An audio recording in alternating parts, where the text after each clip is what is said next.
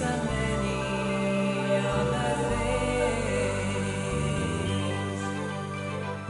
These and many other things. Esoteric Online. Today in the Sanctuary, I'm talking to Staffordshire-based author Storm Constantine. She's perhaps most familiar as the writer of fantasy novels, but is also an experienced healer and magical practitioner, and has recently combined these two areas and devised a system of healing and magic called Sekhem Heka, which is now published in May, I believe.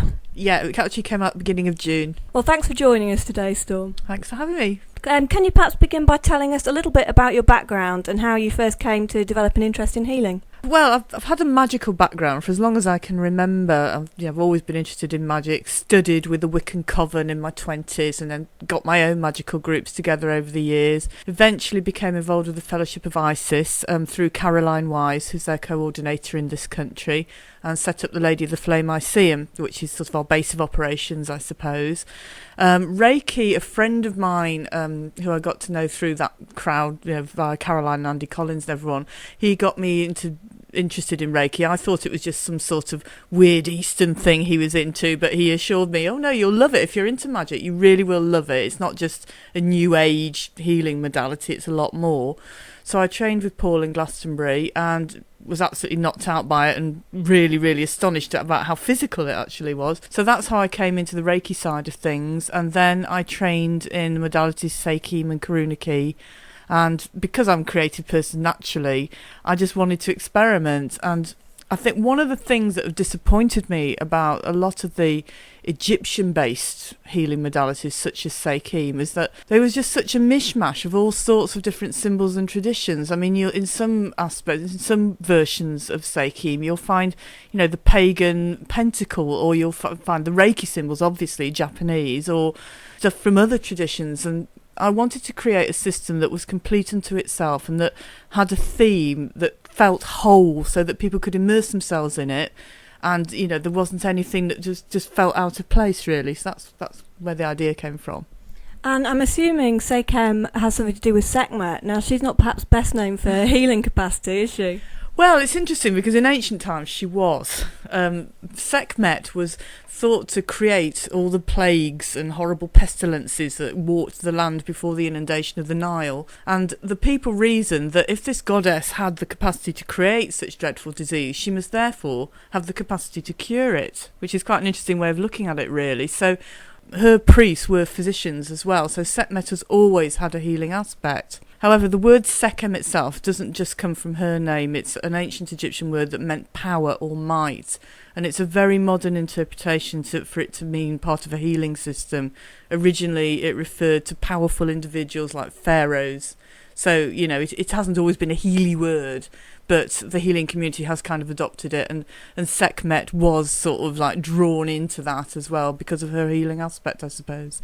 Right. And also, I suppose, if you were going to start off your own healing system, which sounds vast, a lot of people have a seminal moment or a spontaneous attunement or something like that. But it sounds to me more like you rationally sat down and thought about it and thought, what can I do here and where shall I start? Well, I just love making things up. I mean, I adore inventing systems. I mean, I've done quite a few, actually, magical systems and things. And to me, that's just as valid as any other. I mean, I think people can dress it up and, I'm sure some people do have epiphanical moments when they think, the shining lights come to me. But at the same time, I do think there is a lot of wishful thinking involved in that. And I think, to me, even some of the modern magical systems which claim to be old aren't. But that doesn't mean they're any less valid, and it doesn't mean they don't work. If something's new, it's just as good, if you've got belief and intention in it. So, yeah, I suppose I am a bit more rational. I don't say to people, oh, actually, this ancient Egyptian priestess came to me in my dreams and told me, Sekhmet herself appeared and said I got to do it. No, I made it up. But it works, so it doesn't really matter. Well, that's actually quite refreshing. So, from what I've read, you've used the chakra system, but it's actually known as the chef system or the Shafat? Yeah, I did base it on the chakra system because it's a very elegant system. I think, there are several within healing and magic. There's like the Kabbalah and tarot and different things, and they all have correspondences and they all interlink. And I think for me it was important that the system had a framework. The reason I renamed it was going back to what I said before about it having a theme. And obviously chakras, it's Sanskrit, it comes from ancient India. So although I used that system as a model, I kind of recreated it and I got ancient Egyptian words to mean similar things, and I renamed all the chakras, the shafats as they're called in this system. And the reason for that is just so that the student or the practitioner can immerse themselves in it and get into the whole vibe of it and the spirit of it as it's meant to be, which is a modern practice inspired by ancient spiritual beliefs. So.